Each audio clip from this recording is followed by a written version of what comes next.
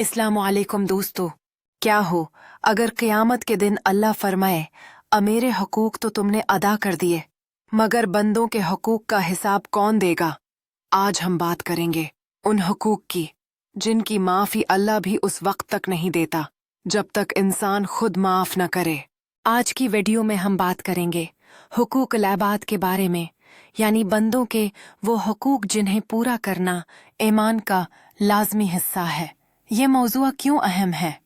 क्योंकि इबादत अल्लाह के हकूक हैं, लेकिन इंसानों के हकूक अदा न हों तो इबादत भी अधूरी रह जाती हैं। अल्लाह ताला फरमाता है, इन्न अल्लाह यअमुरु बिल अदली वल इहसान अल नहल, नब्बे यानी अल्लाह इंसाफ और भलाई का हुक्म देता है। आसी तरह एक और मकाम पर अरशाद है, वकूलू लिलन्नास हुस्नन अल बकरा, तैसा यानी लोगों से अच्छी बात करो। इससे पता चलता है कि इंसानों के साथ हस्न सलूक कुरान का बुनियादी हुक्म है। हदीस में हकूक अल-इबाद की अहमी तनबी ने फरमाया, मुफलिस कौन है? सहाबा ने कहा, जिसके पास माल न हो।